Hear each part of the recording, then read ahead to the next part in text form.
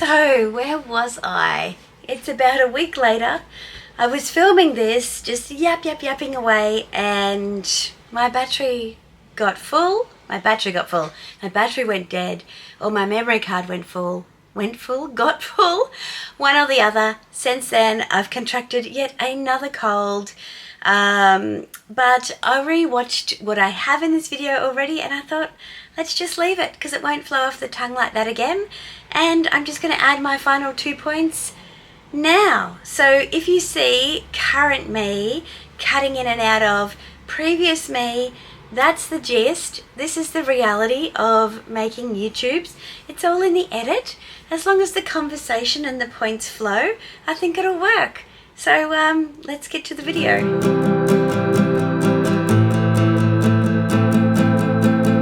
Welcome to you, my name's Dale and this is Dale's Addiction.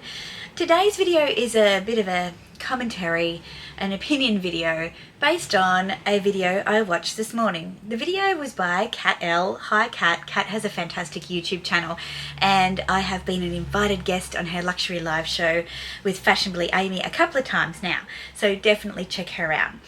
Kat did a video about fun bags being too risky, and it was off the back of a question that was asked in her Q&A, where she was asked if she could only keep 10 bags, which 10 would they be? And she answered the question, and somebody wrote in the comments, oh, the bags that you picked are pretty kind of boring, conservative kind of bags. And she was reflecting on that comment and was like, yeah, they kind of are, but there's a reason for that. And what is that reason? And so if you want to find out what her reasons are around bags being too risky, go and watch her video, which I will link in the description box below. But of course, that's a video that I'm going to click on because I buy a lot of fun bags. And I was interested to hear some of Kat's reasons as to why she thinks buying fun bags are too risky. And I noted down some little notes in my phone whilst I was listening because I was actually kind of hanging on every word. It's nice to listen to somebody who has a different experience and perspective to you, to understand, I guess, what their motivations and concerns are. I have quite a few fun bags in my collection. Let's just do a little roll call, shall we? We have the J.W. Anderson clutch, Gary. We have the Chanel by the Sea bag with sand inside. We have a classic bag in acid green. We have bags with bamboo and bags made of wicker that cost a lot of money and aren't leather. We have bags that fit nothing and slightly more than nothing. Bags that can't go out in the rain. Bags that they put your name inside of that nobody else can possibly like, understand, or even vibe with. Bags that you can cuddle at night to make you sleep so much more soundly. So yeah, it's fair to say that I think taking a risk on fun bags is absolutely the right thing to do. In fact, I don't think it's risky at all. I thought that I would just share some of my thoughts in response to Kat's video. And I do think that Kat did a great job at articulating her reasons why. So Kat talked about where to put her money. And when it comes to where to put her money, if you're not, so super rich that you can buy anything you want at any time in multiples, then it's a much more considered question about what you spend money on than perhaps it is if you have a lot of disposable income. I guess I've always been somebody who said I don't see value in these pieces. I've said it on a number of occasions. We have spent the money as soon as we hand it over to the cashier. It is gone. Forget about there being money in these bags. Nothing else in our wardrobes, even in our jewellery boxes, do we expect to give us back a return if we change our mind.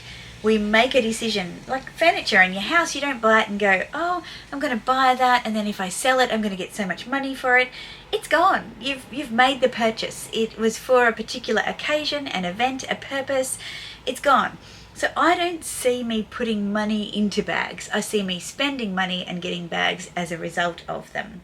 Now, when Kat talked about this, she talked about some of the hard experiences that she'd had selling some of her fun pieces and how much money she lost or how little she was able to sell them for in comparison to selling bags that are more conservative, practical, classic, and those sorts of things.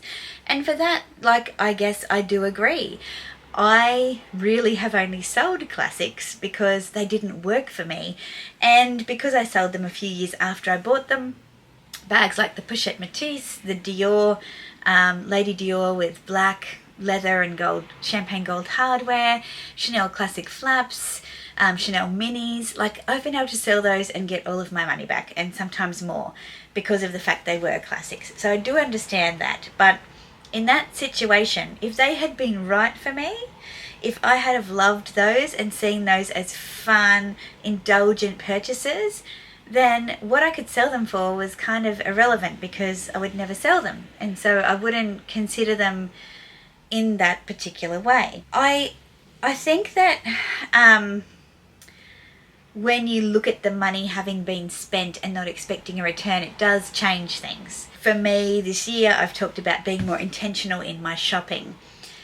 And for me, that being intentional means that, yes, I'm conscious of not putting a budget in place, but not seeing it as an endless, an infinite possibility of pieces over the course of a year, because I've always said I don't have a budget, I don't have a limit, and I haven't. And last year was like insanely amazing, but I don't want to consume like that because I haven't been able to use those pieces, and it really annoys me.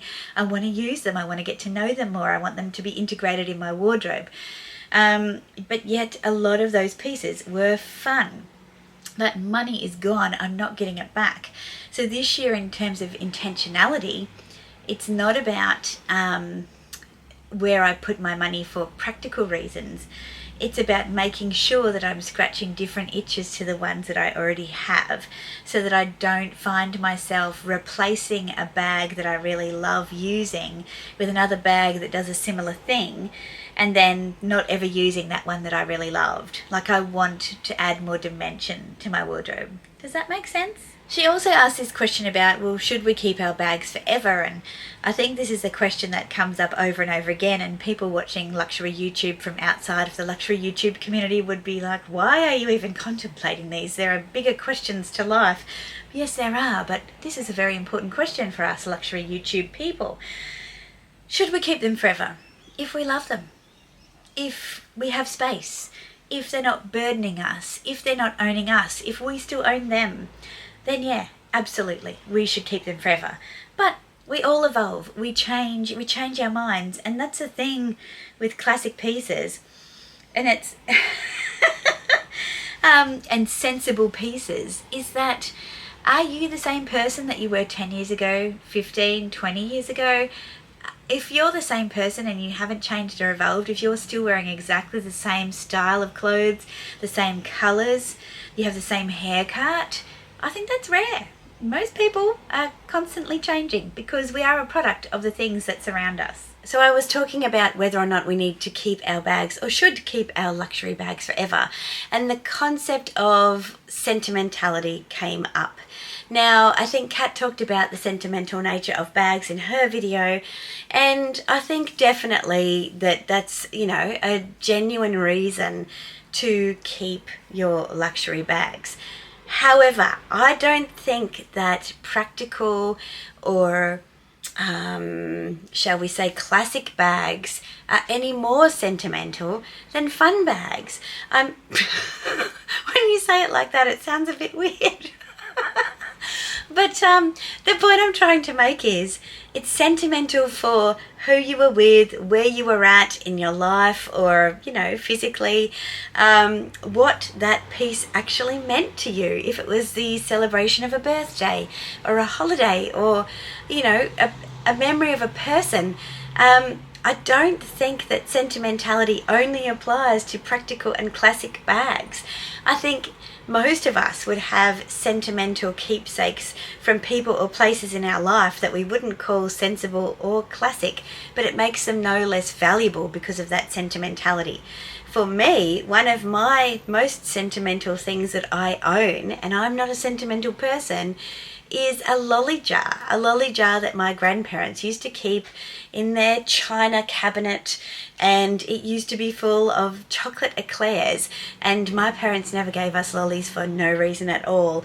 And so going to visit my grandparents and seeing that beautiful lolly jar come out, it's beautiful, yes, but it's a bit crazy looking, and I think that's what I loved about it, the fact it was playful and fun and crazy. And so for me, I don't think the sentimentality argument proves. And then finally, my final point as to why I don't think buying fun bags is risky, again, every time I say that, is the fact that people will buy beautiful, classic, practical pieces and then they're too scared to use them.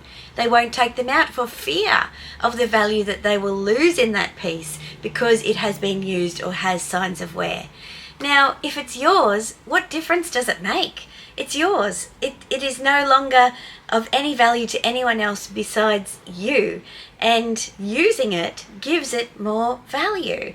If we're going to buy these things and put them on a shelf and not use them because we're worried we will lose value in them, just in case we ever decide to sell or liquidate them, I really don't think that buying luxury is good for our mental health, because we're constantly worried about these things that are meant to bring you joy and, I don't know, maybe bring a little bit of your fantasy life into reality, start to own you, and you become scared of, what if someone steals it? What if I damage it? What if a bit of rain gets on it? Like, I think the two things have a tension against each other, and it's not a healthy one, not for anybody.